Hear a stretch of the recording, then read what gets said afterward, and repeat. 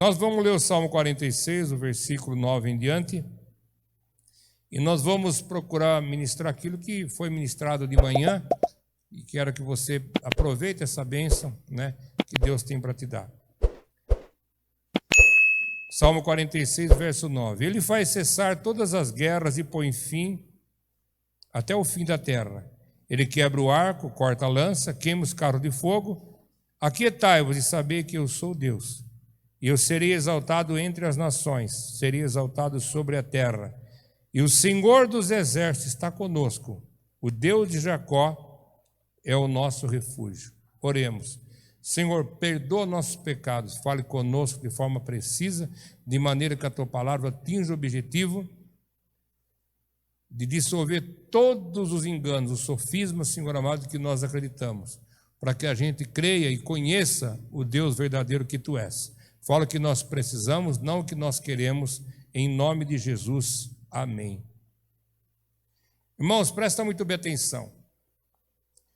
José foi morar no Egito, e Deus o exaltou no Egito, e salvou o Egito de uma falência, de uma seca terrível, mas Deus tinha um propósito, era salvar os hebreus, porque dos hebreus sairiam as 12 tribos de Israel, e daquela nação chamada Israel viria o Salvador desse mundo. Mas aquele povo acabou se acostumando com aquela situação, e é muito fácil a gente se acostumar com certas situações, e eu quero dizer para você que o crente não pode se acostumar com a situação, ele não pode se acomodar. Irmãos, o crente tem que viver de mala pronta, para fazer uma viagem sem volta, para Canaã celestial. Nós somos forasteiros nesse mundo, o nosso lugar não é aqui, nosso lugar é onde as ruas são de ouro, muro de cristal, onde Deus habitará a cidade, e Ele enxugará dos nossos olhos toda lágrima. Mas é muito fácil a gente se acomodar com as coisas. A gente compra um carro bom e a gente se acomoda com o carro, a gente se acomoda até com os problemas. Olha, eu tenho esse problema, mas o médico me deu esse remedinho, e a gente vai se acostumando, E aquele povo, ele não entendeu que ele estava de passagem. Aquele faraó contemporâneo, né, que exaltou José, colocou ele como segundo homem no poder, morreu. Mas o filho daquele faraó ainda conhecia José, sabia a história dos hebreus naquele lugar. Mas o terceiro já não conhecia, e o quarto odiava. Mas o povo se acostumou a ficar ali, porque no começo era bom. Eu digo para você, irmãos, você não pode se acostumar com as coisas ruins. Você não pode abrir mão de nada que Cristo conquistou para você na cruz, e que você tem direito pela graça. Eu vou dizer, você tem direito, primeira coisa, a tua salvação. Você tem direito a ser cheio do Espírito Santo. Você tem direito a ser curado fisicamente, ser curado no seu caráter, ser curado na sua família, ser curado na sua vida financeira. E você tem direito de acreditar que Jesus vai voltar a buscar o seu povo. Você tem direito à prosperidade, você tem direito a uma série de coisas, você tem direito à salvação da sua família, e você não pode abrir mão da salvação da sua família. Mas aquele povo se acostumou. E quando passa-se 400 anos, 430 anos para ser bem exato, uma profecia iria se cumprir entre o povo hebreu, e Faraó ficou sabendo dessa profecia, que haveria de nascer um libertador, que haveria de libertar os escravos do Egito, e pensando naquilo, na maldade do seu coração, aquele tempo quem tinha escravos era rico, porque tinha mão de obra quase de graça, ele disse, então, se vai ser assim, se é homem, a gente mata todas as crianças que nascer nesse tempo. Mas só que uma escapou. Eu digo para você, se você está aqui, é porque você também escapou. O laço do passarinheiro quebrou. E você está aqui para receber essa bênção em nome de Jesus. Joquebeque escondeu Moisés até onde deu, mas quando ele começou a chorar, espernear, e a criança, você sabe, tem suas fases, quando ela não conseguiu esconder mais, ela fez um cestinho de bambu, e ela forrou por fora com piche, e ela colocou cobertor por dentro, cobriu aquele menino, e Miriam carregou aquele cestinho entre os crocodilos do Nilo, até aquele cestinho chegar em segurança, num lugar onde as filhas de Faraó tomavam banho. E uma daquelas filhas de Faraó vai criar agora Moisés como príncipe. Eu digo para você, você não foi salvo para ser criado como mendigo, você não foi salvo para ser criado como qualquer pessoa, você foi salvo para ser o príncipe da tua casa, o primeiro príncipe, quer dizer, o primeiro a se salvar, para depois trazer a sua família para Jesus. Aquele menino, ele ia ser educado com uma educação simples, mas ele precisava muito mais do que isso. E agora ele aprende a falar pelo menos 70 idiomas. Ele entendia tudo sobre leitura de linguagens e sinais, e ele sabia tudo sobre qualquer matéria, porque ele tinha cursado a melhor faculdade do mundo naquela época, era doutor em religião, ciência da religião. Sabia tudo sobre sociologia, tudo que ele precisava saber. E eu digo para você, Deus, ele não escolhe os preparados, mas ele capacita os seus escolhidos desde o nascimento. Aquele menino então cresce e aos 40 anos ele descobre que ele não é egípcio, que ele é hebreu.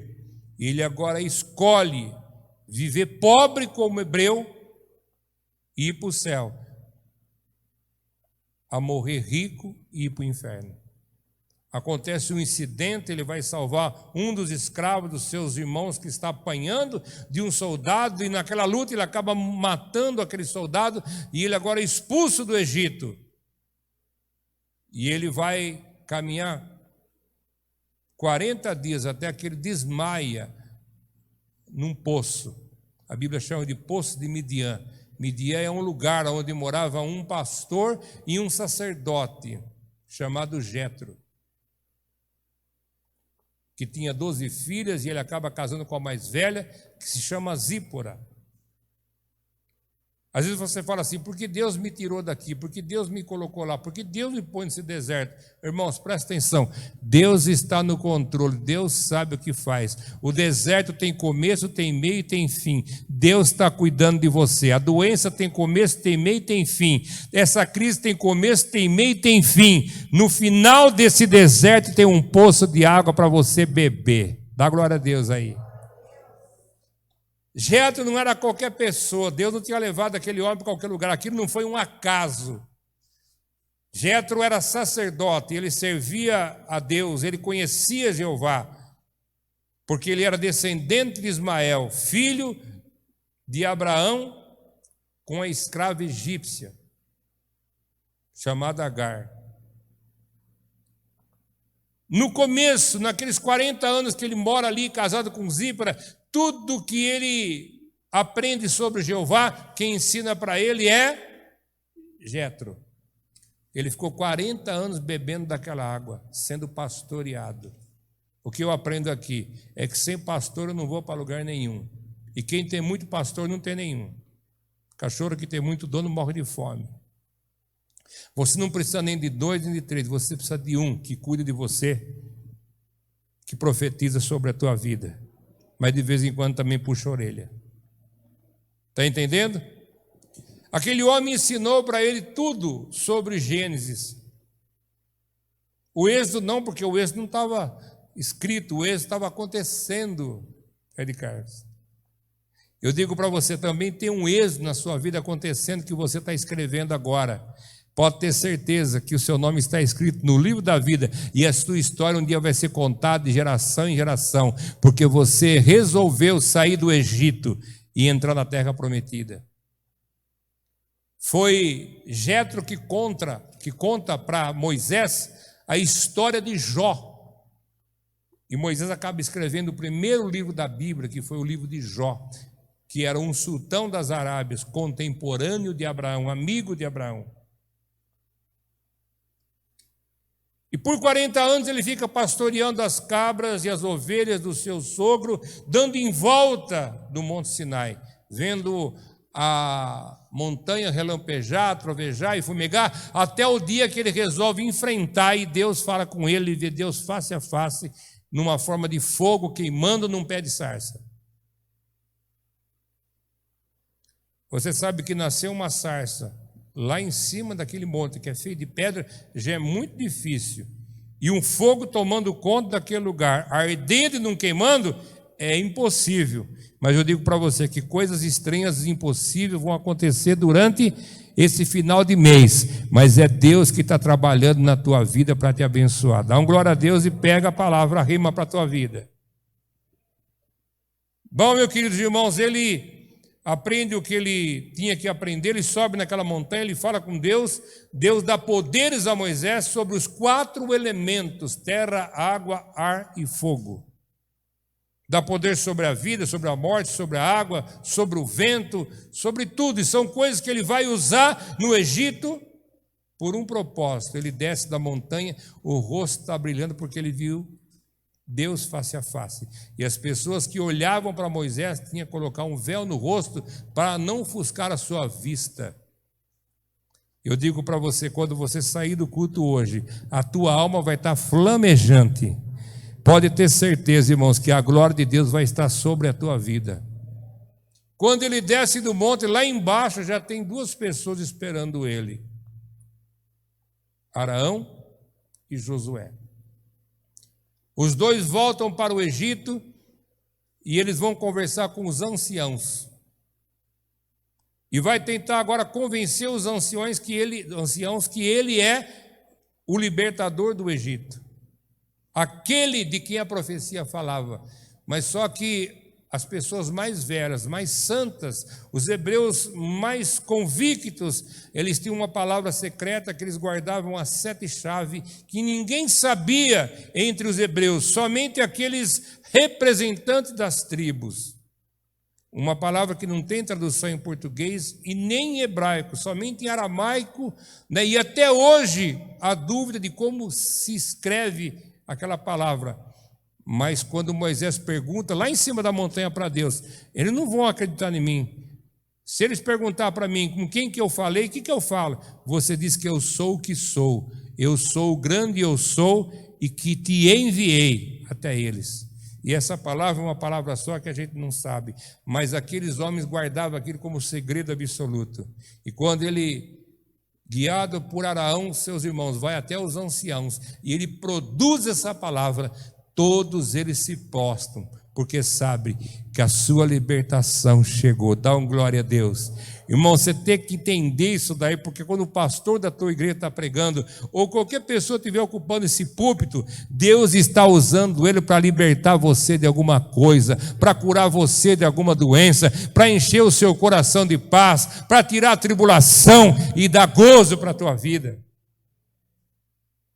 Agora, Deus tinha um propósito, não era questão só de libertar, era muito fácil para Deus fazer todo mundo dormir uma semana e eles pegar o povo embora, mas Deus não queria fazer, Deus queria acabar com as fortalezas que prenderam aquele povo, que faziam ali escravos, e não era só os hebreus que eram escravos ali, tinha muitas nações que estavam escravizados, que obedeceram a voz de Moisés e saíram com ele atravessar o Mar Vermelho.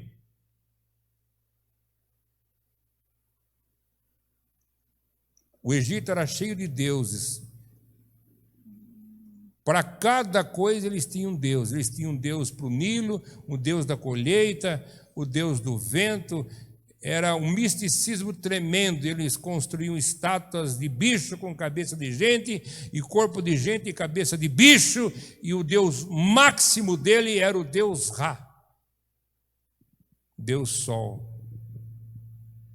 E Deus então começou a desconstruir a fé que aquele povo tinha e começou a derrubar Deus por Deus, para que Deus fosse exaltado sobre todo o nome. Dá uma glória a Deus aí. Eles se gabavam do Egito, porque o Egito ele fica no lugar estratégico no rio Nilo, que o rio ele transborda, e quando ele transborda ele leva para a sua margem aquela vegetação que ele carrega da cheia, e a terra fica fértil quando o rio abaixa, você planta trigo e dá muito trigo, e o Egito se enriquecia muito com aquilo.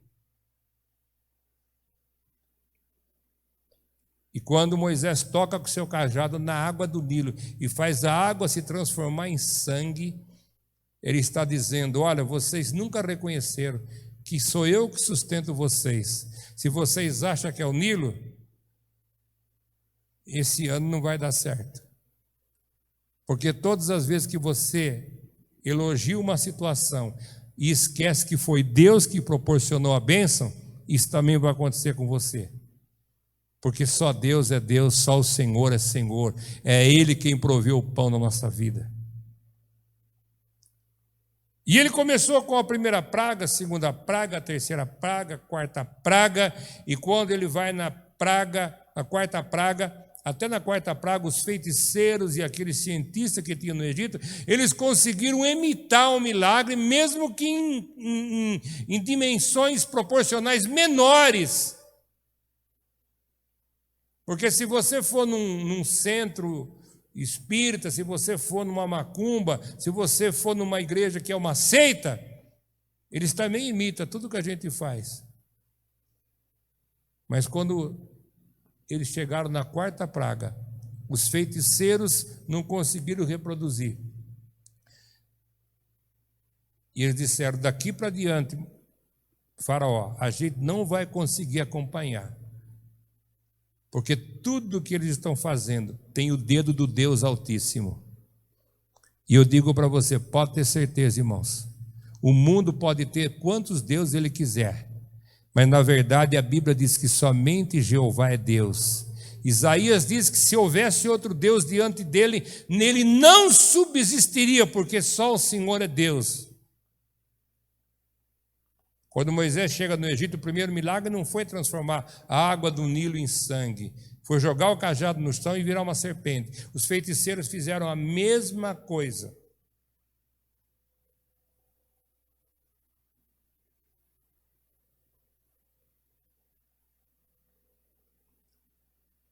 Só que pegaram 2 cajados, jogaram no chão e viraram 2 serpentes. Mas a serpente do cajado de Moisés engoliu as 2.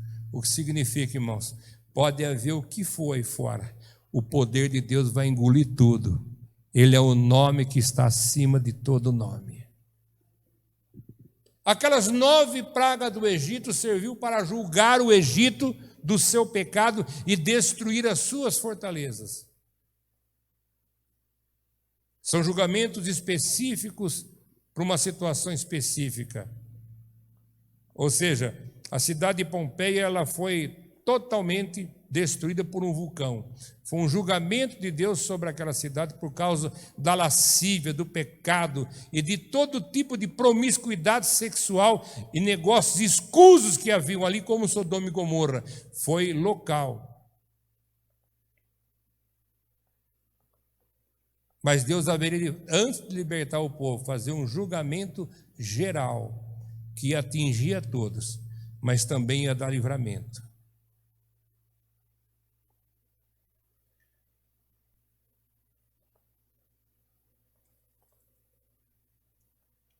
Porque o salário do pecado é a morte. Foram 9 pragas, mas a 10ª haveria de julgar todo mundo. As 9 só atingiram os egípcios, mas a 10ª atingiria todo mundo. Mas também, depois desse grande julgamento, haveria libertação. Inclusive, a igreja está passando nesse grande julgamento. Mas aquele crente que prevalecer também vai passar por um grande avivamento antes da volta do nosso Senhor e Salvador Jesus Cristo. Pode dar uma glória a Deus aí. Se você não entendeu, dá uma glória a Deus, você vai entender. Deus disse: olha, agora para libertar vocês todos, eu vou fazer um julgamento geral, porque para sair do Egito tem que sair só quem reconhece que eu sou Deus, quem tem aliança comigo, quem é convertido, quem é santo. E disse: é simples, eu vou mandar o meu anjo à meia-noite, e o anjo da morte vai entrar na casa de todas as pessoas. Dessa vez não é só de egípcios, vai passar também em Gozém, era onde moravam os escravos, os hebreus. E o anjo vai tirar a vida de todo primogênito. Se tiver um cachorro, ele foi o primeiro filhote de uma cria, vai morrer. Se for um jumento, se for o primeiro filhote da cria, vai morrer. Se for um filho, vai morrer também. Mas, porém, eu quero dar uma saída para aqueles que são meus. E são meus aqueles que ouvem, acredita e pratica. Tem muita gente que ouve e não acredita. Tem muita gente que ouve e acredita, mas não pratica. A palavra de Deus você tem que ouvir, você tem que acreditar, mas você tem que praticar. E para Deus não adianta você dar desculpa. Pecado não tem que dar desculpa, tem que ser confessado para ser perdoado e a gente procurar não fazer mais. Eles teriam que passar agora por um ritual. É uma coisa que crente, pastor não gosta muito de falar. Eles teriam que naquele dia arrumar as malas com pressa. Fazer bastante pão, o quanto podia fazer, mas não podia pôr fermento, porque não ia dar tempo de crescer. Por isso chama-se de pão asmo.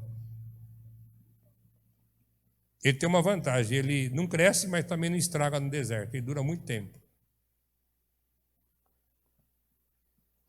E naquele dia, naquela noite, eles deveriam de comer ervas amargas, para sempre se lembrar que o cativeiro desse mundo é amargo.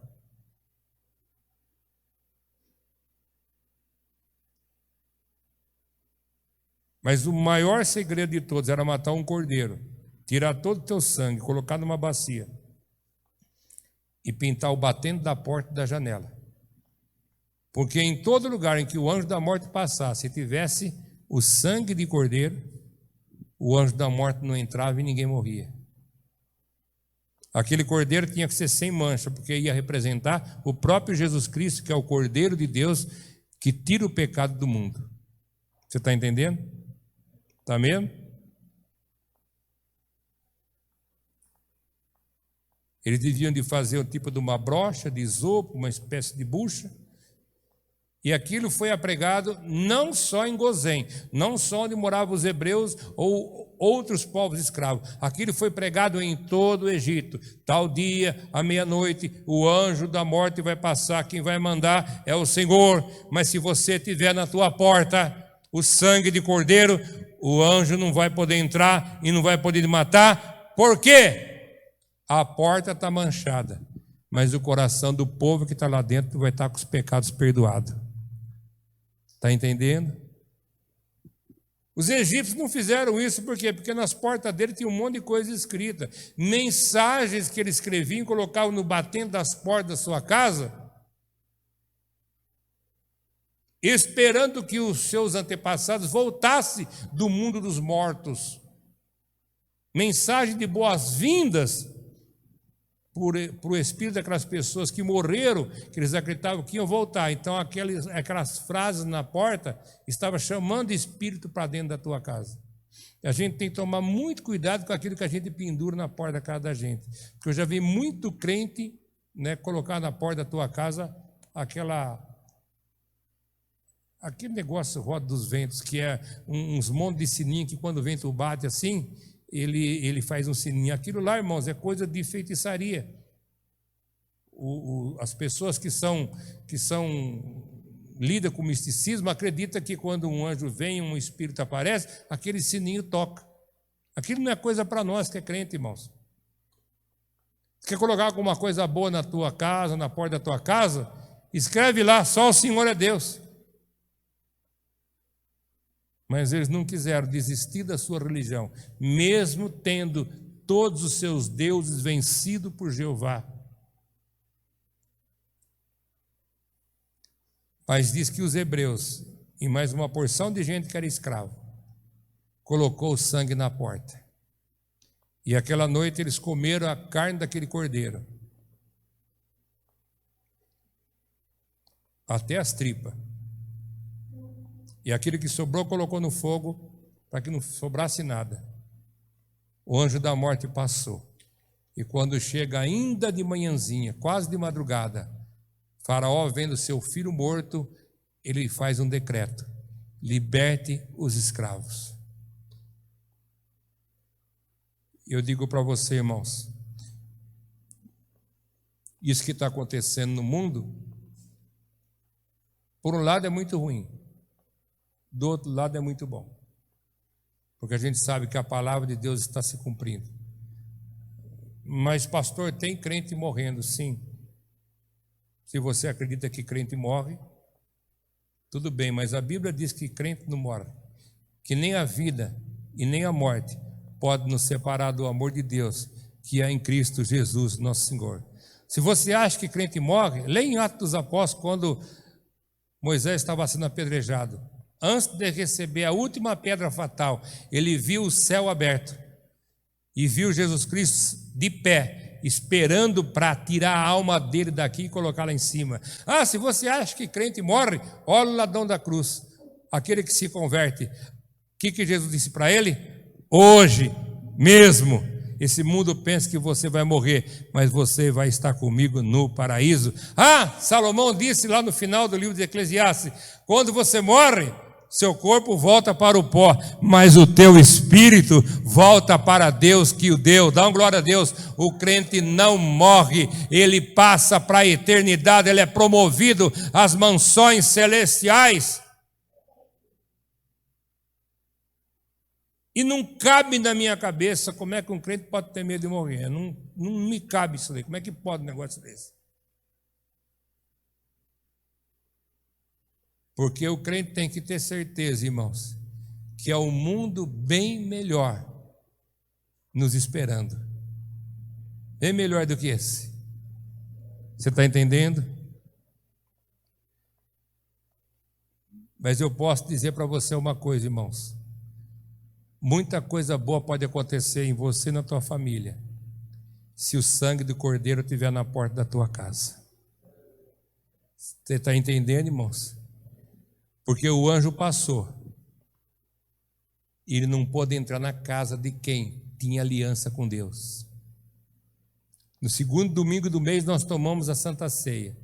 E nós temos 3 coisas que nós não podemos esquecer na nossa vida, que são 3 coisas principais, que são dias mais importantes do que quando nasce um filho nosso. O dia que você se converteu, o dia que você se batizou e o dia da Santa Ceia. Você pode casar, você pode fazer uma grande festa, mas não é mais importante do dia em que você nasceu de novo. O dia que você aceitou Jesus é o dia mais importante para você, porque é o dia que você estava perdido e foi achado. É o dia que o filho pródigo voltou para a casa do pai. É o dia em que o céu festejou.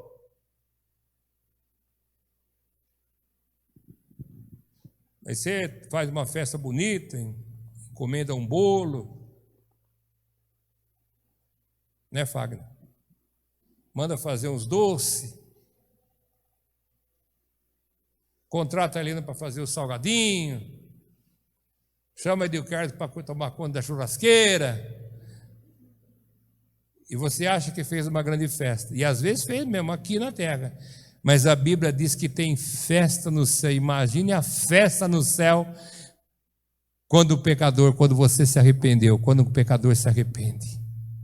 E o dia do seu batismo, a água te lavou por fora, mas o sangue de Jesus Cristo te lavou por dentro de todo o seu pecado, e seu coração ficou mais alvo do que a neve, mais branco do que a pura lã. Seu nome foi escrito lá no livro da vida e vai fazer parte da eternidade. E o dia da Santa Ceia é o dia de você comemorar a morte de Cristo, mas a tua vida eterna. É o dia que você reafirma que você tem sangue na porta da tua casa, que você tem sangue na porta do seu coração. É o dia que você afirma que Jesus Cristo pisou na cabeça do diabo e entregou para você a chave da vitória. Por isso, irmãos, eu não sei como uma pessoa pode perder a Santa Ceia e deixar passar. Eu acho que você não entendeu ainda. Porque você deve ser um crente que só corre atrás de bênção. Você não está interessado no Deus da bênção. Mas o dia que você teve uma experiência com Deus, nunca mais você vai perder a Santa Ceia. O dia que você não puder vir, que eu acredito que tem dia, que tem pessoa que não pode vir, você vai falar, pastor, não dá para mim tomar outro dia, não dá para mim, não dá para o senhor trazer em casa, não dá para trazer sobre o que eu não posso é ficar sem a Santa Ceia. Não pode faltar sangue na porta da minha casa, não pode faltar de jeito nenhum, porque eu tenho uma aliança com o Cordeiro e a porta que ele abriu da minha salvação, ninguém pode fechar. Sabe, meu, nós temos uma Santa Ceia uma vez só por mês. Tem igreja que tem uma vez por ano. Não estou dizendo que cristão é errado, não. Católico tinha a comunhão que eles tomavam, eu não sei se é assim, mas no sábado eles confessavam, no domingo de manhã e à tarde tomava comunhão. Eu não sei como é que é agora. Nós é uma vez por mês. E tem crente ainda que perde a Santa Ceia. E depois que é a libertação. E depois acha que Deus entende. Irmão, Deus não entende. Deus só entende aquilo que está escrito aqui. Ele vai te julgar por aquilo que está escrito aqui. Deus não quer saber das suas desculpas, Ele quer saber daquilo que está escrito aqui. Porque você deve se reunir, e todas as vezes que você se reunir, faça isso em memória de mim, porque o Senhor Jesus, na noite que foi traído, Ele tomou o pão, tomou e disse, esse é o meu corpo, que amanhã vai ser moído por vós, toma e come, faça isso em memória de mim. Semelhantemente, depois de cear, Ele tomou então o cálice e disse, esse é o novo testamento do meu sangue, derramado em favor de muitos, é o sangue da nova aliança, é o sangue do Novo Testamento, é o sangue que purifica você de todo o pecado, é o sangue que não pode faltar na tua porta, é o sangue que não dá direito do diabo fazer o que quer com a tua vida.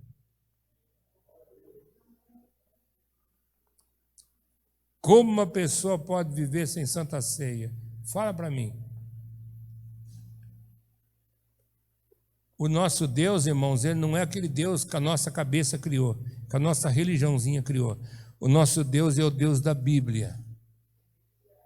Quando Deus ele vai chamar Josué para tomar conta do poço, Ele fala assim, não te aparte desse livro, não esqueça de ler, meditar e praticar, nem de dia e nem de noite.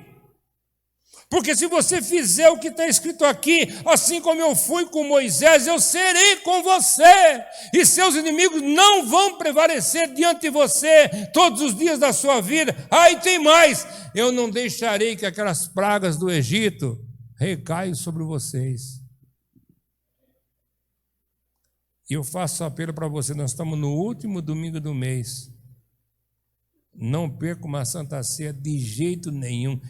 Venha, nem que for de arrasto. Venha de maca. Se não dá para vir, irmão, pede para levar na tua casa. Mas não fique sem a Santa Ceia. É uma coisa simples, mas que significa muito para você. É de graça. Quando você vem é de graça. Se eu for levar na tua casa, de graça. Se eu deixar na tua porta, é de graça. Esse dia atrás a Silvia não veio, eu levei na porta da casa dela. De graça.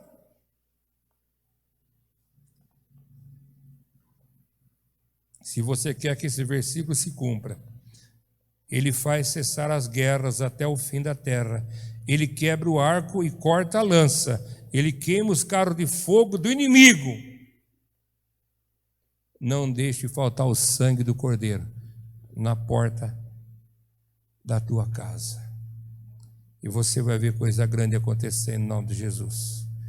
Fica de pé. Grande Deus e soberano Pai, eu coloco agora, Pai, diante da Tua presença, cada vida, cada lar, cada família aqui representada, Senhor. Aqueles que estão assistindo esse culto online, Senhor. O Senhor possa abençoar cada um, o Senhor possa derramar das Tuas bênçãos, Senhor. Pai maravilhoso, abençoa, Senhor, aquele que está enfermo. Abençoa, Senhor, aqueles que estão nos hospitais, nas UTIs, Senhor. Ó Pai querido, opera, Senhor, o Teu milagre, Senhor Jesus. Ó Deus maravilhoso, Aquele pai, Senhor, que perdeu seu emprego, Senhor, abre as portas do emprego para ele. Aquela mãe que tem chorado, Senhor, pelo seu filho. Ó, Pai querido, que as portas, Senhor, das cadeias sejam libertas, que as correntes do inimigo, Senhor, caiam por terra em nome do Senhor Jesus.